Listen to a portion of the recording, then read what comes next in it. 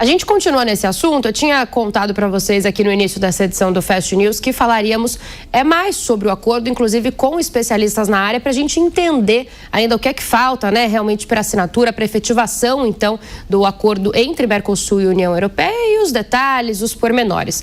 Sobre isso, eu recebo agora, então, o Welber Barral, que é consultor em comércio internacional e também doutor em direito internacional pela USP. Oi, Welber, boa tarde. Muito obrigada por nos atender aqui na Jovem Pan. Boa tarde, obrigado pelo convite.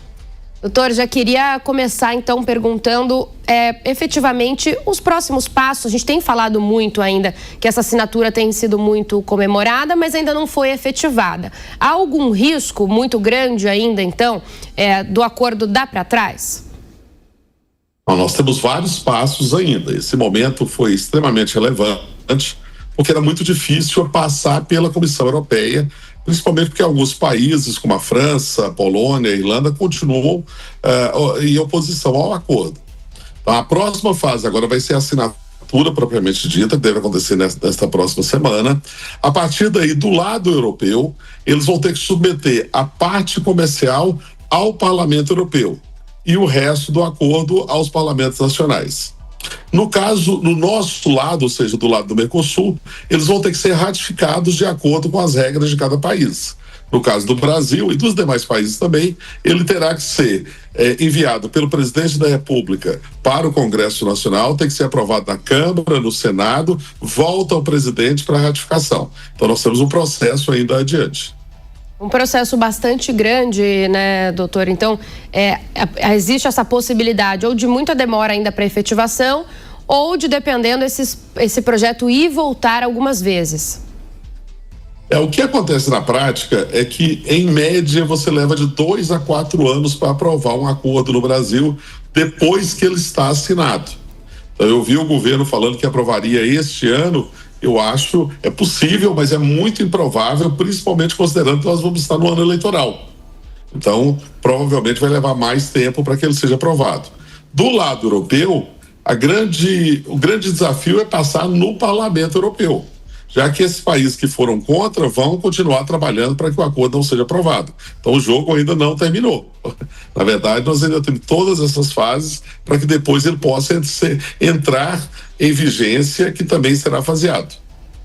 Doutor Welber, vou colocar o Elias Tavares, nosso comentarista, na conversa para também te fazer uma pergunta. Elias, por favor. Doutor, um prazer falar com o senhor. Doutor, eu queria entender um pouco, se o senhor puder nos explicar aqui, sobre essa questão dessa abertura de mercado. Evidentemente que o Brasil tem aí a sua condição de exportar muito mais, de ter grandes relações comerciais. Isso pode gerar algum impacto inflacionário no nosso mercado local? Qual seria, na verdade, o antídoto? Porque a gente sabe muito bem que existe essa comemoração muito grande, mas isso pode, de repente, talvez inflacionar o mercado local, não? Elias, o que acontece? Quando você faz acordos comerciais, primeiro, você não ganha sempre. Em algo você vai abrir mais para aquilo que você é mais competitivo e tentar proteger alguns setores. Isso aconteceu nesse acordo. Ou seja, o acesso ao mercado agrícola europeu, por exemplo, não é totalmente livre. Ele vai estar limitado por algumas cotas, principalmente no caso de carne, de frango. Você vai ter alguma limitação. Por outro lado, alguns produtos, como é o caso de café, que hoje enfrentam, de café processado principalmente, que enfrentam uma tarifa maior, vai se tornar mais competitivo. Então, em primeiro lugar, não é o mesmo efeito para todos os setores. Em segundo lugar, ele não será imediato. Então, por exemplo, a abertura para vinhos brasileiros é um processo que vai levar mais de 10 anos para que vinho europeu chegue ao Brasil. Vai chegar mais barato, mas vai ser um processo bastante longo, porque a desgravação pode levar até 15 anos. Então, é um processo bastante lento. Isso, inclusive, foi um motivo de protesto pelos agricultores europeus, mas na prática é um processo bastante lento e o mercado deve se adaptar.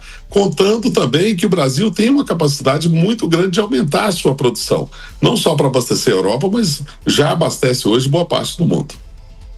Doutor, ainda falando sobre, então, esses próximos passos, né, e esse processo todo, eu queria entender, algumas entidades se manifestaram dizendo, inclusive, que o acordo é muito benéfico para o Brasil, senão o país que mais se beneficia. O senhor também vê dessa forma? É interessante isso, porque muitas vezes as entidades olham só o seu mercado, né, ou só as suas associadas. E muitas vezes olham, tem uma visão muito parcial. A vantagem do acordo, ele é comercial e o Brasil vai ganhar acesso em alguns produtos que são relevantes, principalmente produtos agrícolas, em que o Brasil é muito competitivo. Isso é verdade. Mas, além disso, o acordo tem outras implicações importantes que muitas vezes não são mensuráveis imediatamente. É o caso, por exemplo, de investimento. Regras mais estáveis vão atrair mais investimento europeu para a região. Da mesma forma, as questões de padrões regulatórios. A harmonização de padrões regulatórios diminui as barreiras ao comércio bilateral. Então, você tem outras vantagens além do comércio propriamente dito, que eu acho que vão ser importantes e que, de novo, vão fazer parte de uma longa transição. Dr. Welber, mais uma pergunta de Elias Tavares. Doutor, a minha pergunta agora ela vai no sentido que a gente estava comentando aqui ainda há pouco, né? A gente tem essa questão do tarifaço que tem gerado algum certo impacto aqui.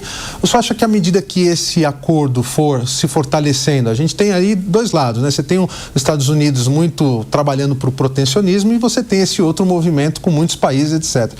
O senhor acha que isso fará uma frente aos Estados Unidos que vai precisar reaver algumas posições relacionadas principalmente à questão do tarifaço? Elias, sabe que um colega de escritório me disse que o Trump acabou sendo o culpado desse acordo, né? E, na verdade, não é só neste acordo. As ações americanas têm feito vários países do mundo procurarem mais acordos comerciais. O próprio Mercosul fechou acordo com Singapura, fechou acordo com o EFTA no ano passado, está buscando novos acordos. A União Europeia está fazendo vários acordos novos, inclusive com a Índia. A Indonésia, este ano, fechou vários acordos novos de livre comércio. Então, vários países estão tentando diminuir a dependência em relação ao mercado americano, abrir novas fronteiras comerciais e ter regras mais claras que sejam obedecidas no plano bilateral, já que os Estados Unidos acabaram desmontando boa parte das regras multilaterais. Então, essa é uma tendência que já estava acontecendo, mas que acabou sendo acelerada pelo protecionismo norte-americano.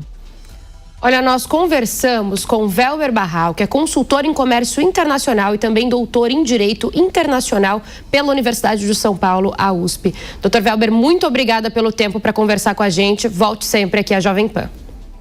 Muito obrigado, boa tarde. Boa tarde, até mais.